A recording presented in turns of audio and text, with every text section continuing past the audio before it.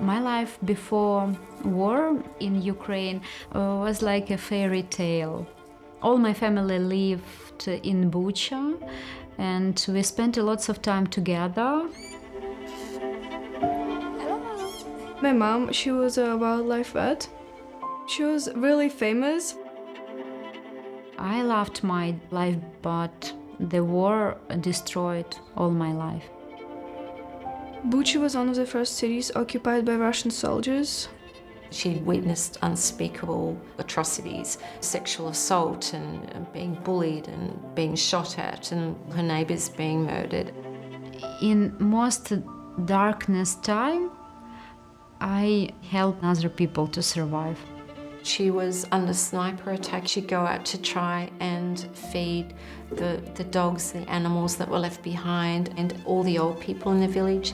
Russian soldiers wanted to destroy us and break us, but hope, kindness and love more stronger than hate. Ukraine! And we celebrate Ukraine's Independence Day because we know that In Australia, I met many wonderful women who helps me to find the way from darkness to my happy life. From my experience of life, I've met a lot of people, but I've never met a woman as courageous and inspiring as Maria. I share my story because it's not only my story, it's story of many another Ukrainian women, and I think it's important for history.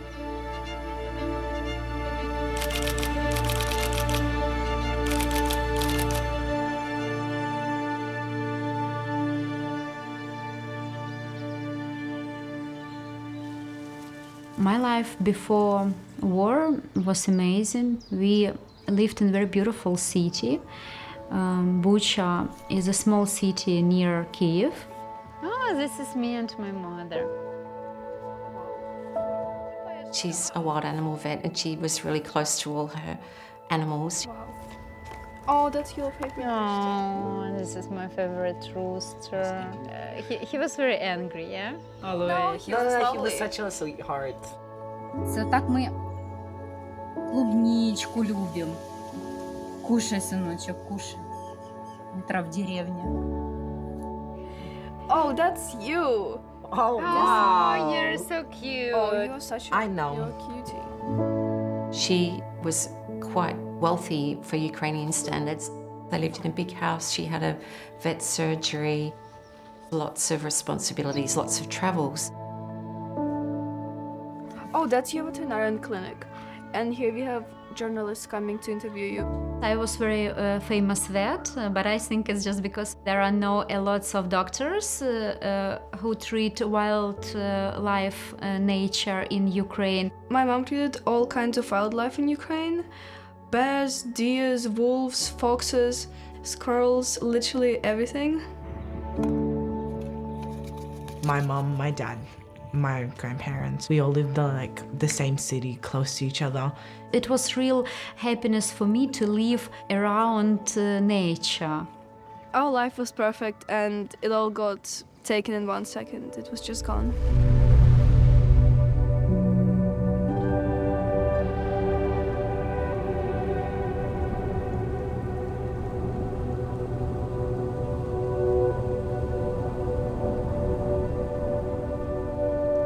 An early morning, we wake up because of terrible sounds. And I remember we came out on the balcony and we saw bombs flying. As soon as the war began, that same day my dad left for the military. Bucha was first attacked by Russia at the beginning of the war, and it's quite close to Kyiv. Вже штук 20 пролетіло. Не видно українського герба. Точно російські.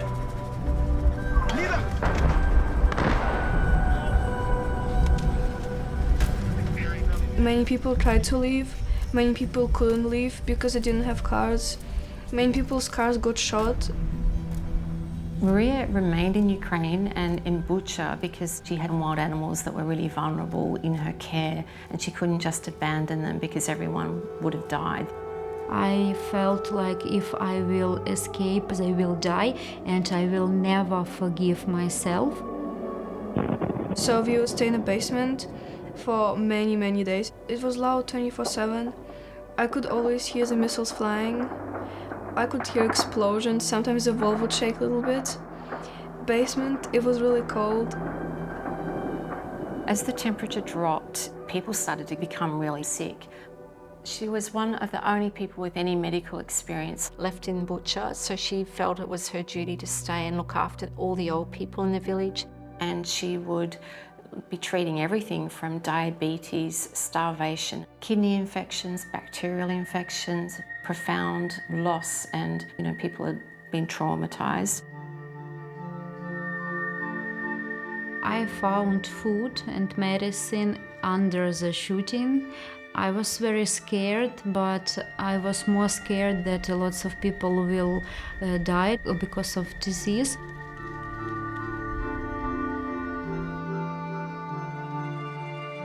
And one day, Russian soldiers came to my garden, and my dog was scared, and I just told the Russian soldier, "It's okay, he is very kind, just give me a second and I will put him away."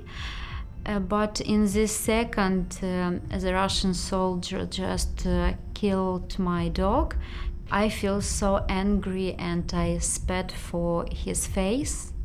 And after that, he hit me, and another two guys continued to hit me when I fell down, and they hit me legs on the face and my stomach, and I just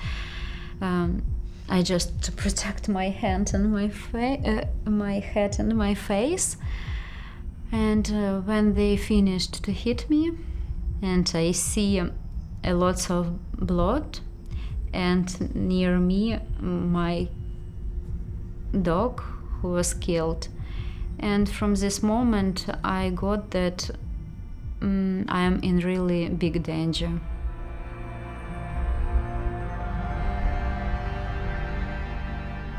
Maria experienced great pain, personal suffering. She was beaten up, she was raped. She said the only way she thinks she survived was by considering the Russian soldiers as if they were wild animals, so she intentionally didn't make any eye contact. I tried to control my emotions, but once I didn't control it, I paid for that very big price. One Russian soldier came to me and asked me, "Is this your boots? Where you hiding your man?"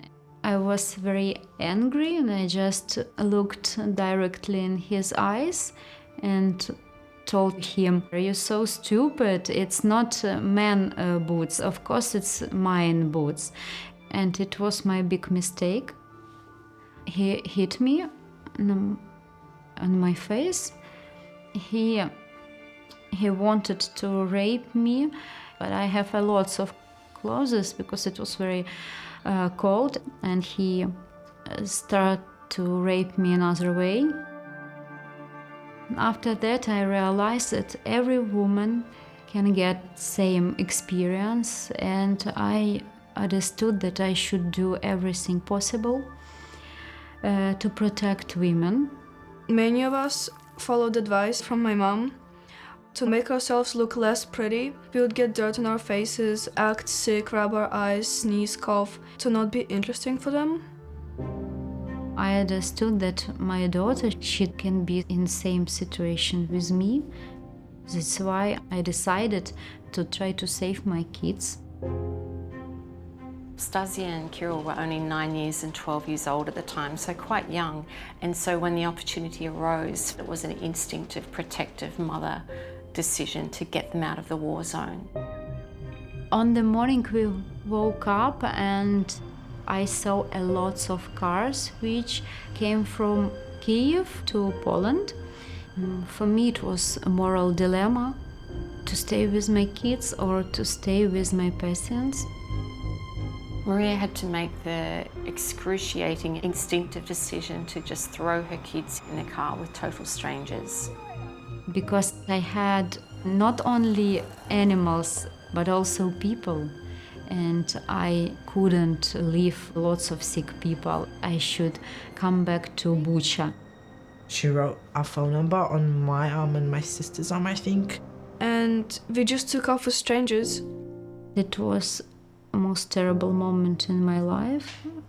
Strangers took my children and my heart was broken. And I just remember waving back at her and she was crying. I feel guilty because maybe I should choose to go with my kids. It was a difficult moment. I know she feels really guilty for coming back to Bucha and not going with us, but I believe she did the right thing. The kids were separated from Maria. She got them to safety and then she returned back to Bucha to look after the village.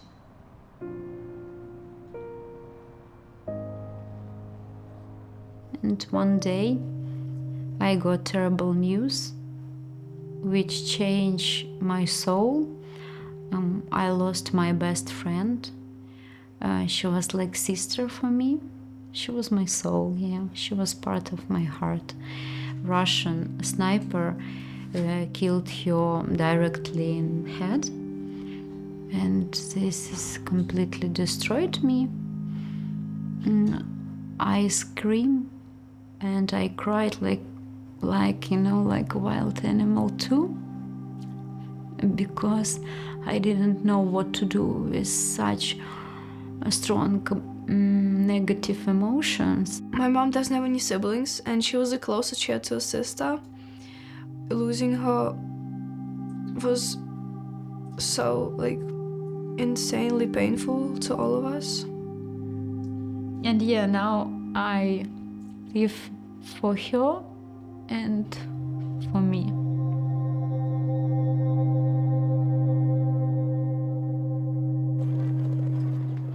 Once the kids were separated from Maria, the children spent a terrifying week in Poland in a refugee camp by themselves.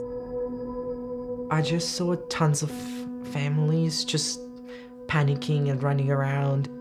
It was not good. It was like a nightmare. While still fighting at the front line, my dad arranged for me and Kyrylo to come to Australia. Distant friends of the family had agreed to take them in. These beautiful, kind people agreed to take kids to Sydney. The flight to Australia was also a huge challenge. Devastatingly, the kids were separated in Poland due to the airline's COVID vaccination policy. So Kyrylo was able to get on a plane, but Stasia was refused. It was just devastating because I already got separated with my father, my mother, my grandparents, and now my sister. And so poor Stasia was stuck by herself in a terrifying refugee camp. I was just in crazy shock and I was worried, how will I find him? I didn't want to be all by myself. Later I found out that he was fighting for me to come to Australia. Well, I was on the news because just like a really big scandal that I was sent by myself. Here my brother is holding a picture of me as a petition, I'd say, to ask for his sister to come to Australia. He was so young then. I'm really grateful he did. I'm really grateful for all people who would fight for me to come here. He fighting for her like a very brave boy, yeah. And after that, government solved this problem and Anastasia arrived to Sydney. It was really joyful, I'd say. It was a complete opposite of what I'd experienced before because everyone was really welcoming and seeing Kyrylo just made it 10 times better.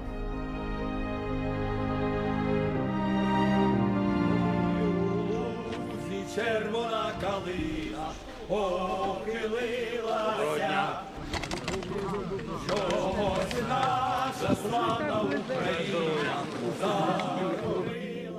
I remember that some Ukrainian military gave me a yellow flower and told me Bucha is free.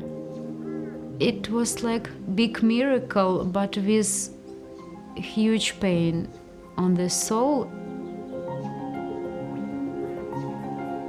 I choose to fly to my kids and never more feel danger.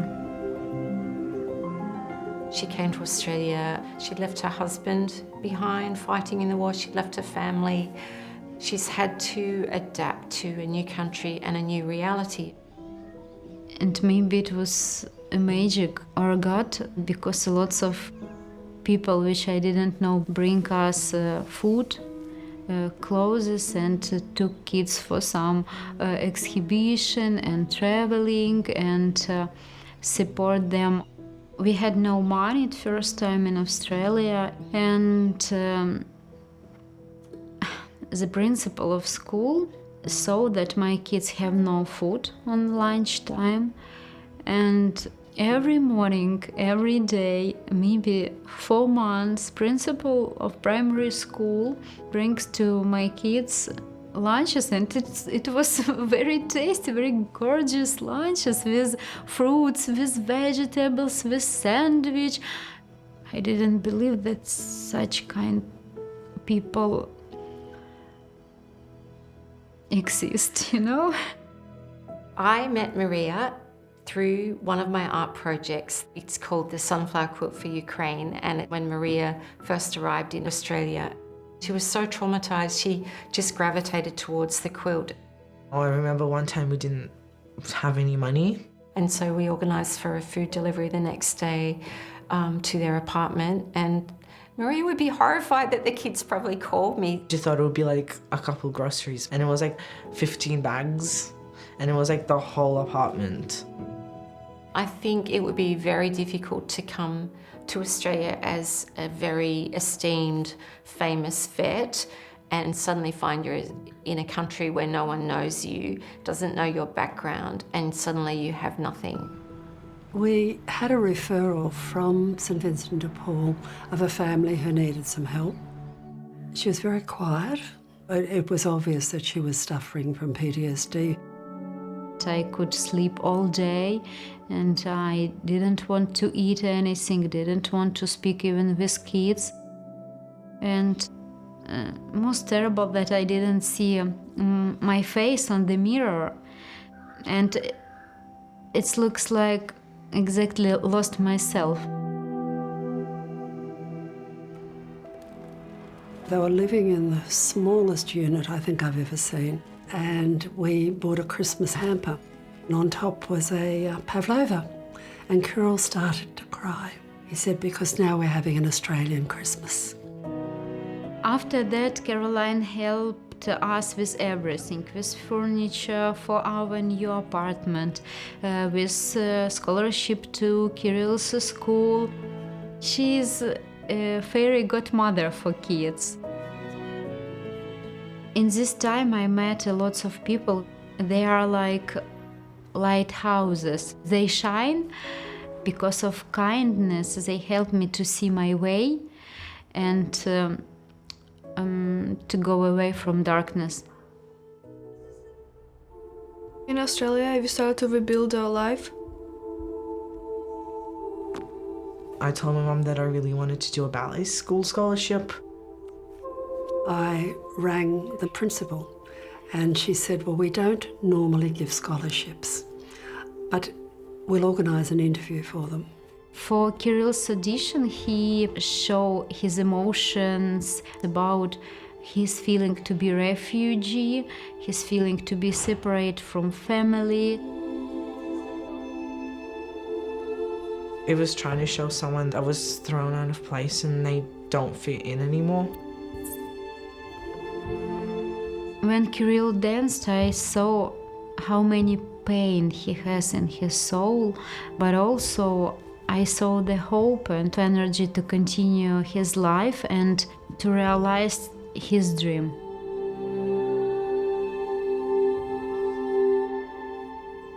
and then I got a full scholarship. When I got a call from principal of school, I feel like it's sunny day in completely dark time. She saw me just being happy, and she saw me like blooming like a flower, and actually it helped her heal. Kyrill's audition gave me understanding that I should help myself too, and I should fight for myself and for future of my kids.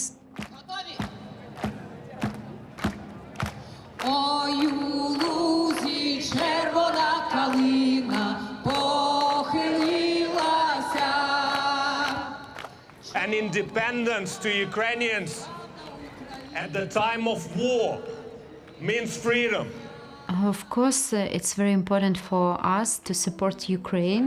In Australia, I found out that Anton and all organized rallies every Saturday, and I attend this rally. We did not choose this war, yet we are fighting this war tooth and nails. So we released our frustration and our anger, screaming there, talking to people, but also being together. Not one Ukrainian is not traumatized by this in one way or the other. We have relatives there. I have family there. When my brother's on the front line, that's a constant thought at the back of your head.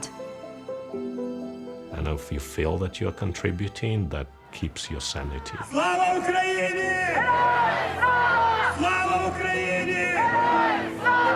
Australia, stand with Ukraine! I think Australians like to support those against which the injustice was committed. There was this guy at the Bronte Life Saving Club, and we brought some kids because they just offered, we will teach them ocean safety. And we saw this older guy putting some blue and yellow flags on a piece of string. And he said, I want those kids to know that they're safe here, that now there is this big ocean that protects them from the war. This is the symbol of those flags, that they're safe here, that we will look after them. That was just brought tears to my eyes.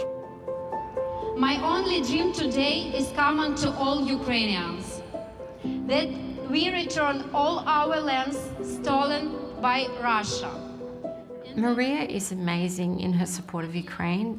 Stasia in particular gets up on the microphone and she helps.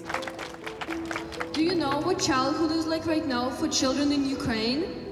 It's waking up in the middle of the night for many nights in a row, having to run down to a basement. I organized a project of exchange of letters and books from Australia to Ukraine and back. Love you from Australia. Thank you very much.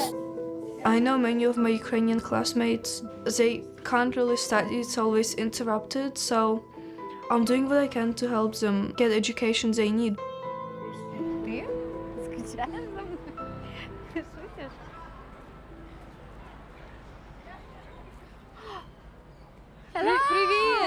Привіт! Як справи? We had a phone call with our grandparents after a bomb actually flew right near their house in the fence. The bomb was flying to Kyiv, but it was struck down in Bucha. А дуже близько до вас прилетіло. Покажи мені стелю. Покажи мені стелю, дах покажи мені. Зараз.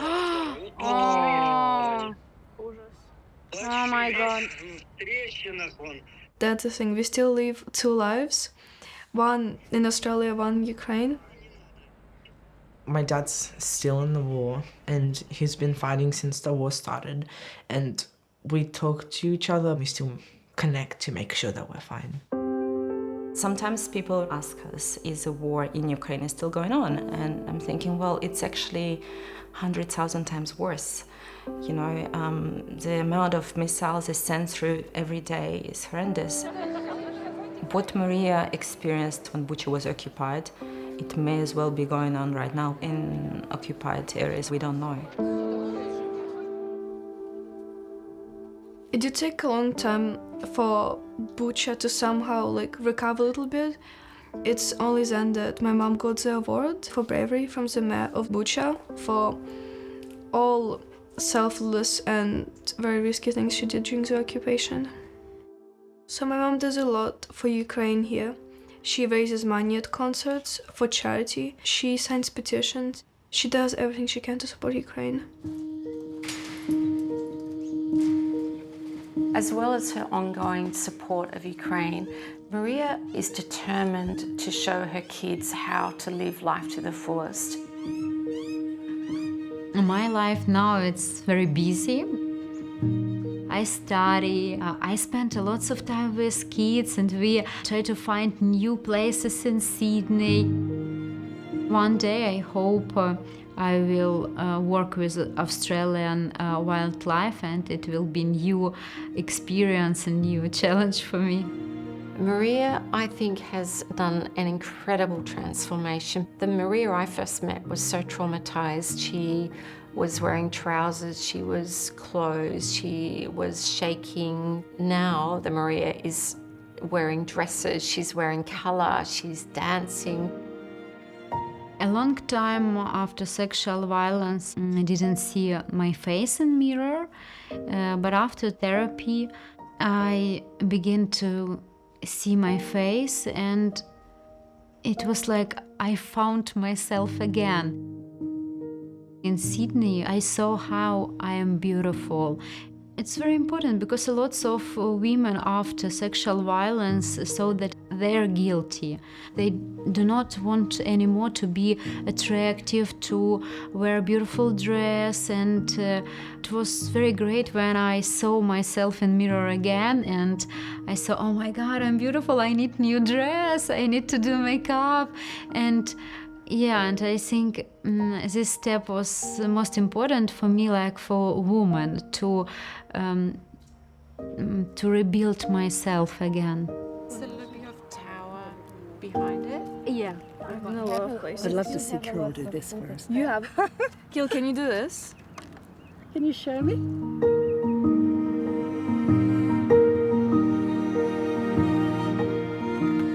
To see Maria within a community of people now, which is thriving and bringing her forward, I think is wonderful. I just want to say thank you all Australians who support not only me and my kids, but all refugees. Now I see my future. Now I just believe that no one can destroy it. Hope, love and kindness.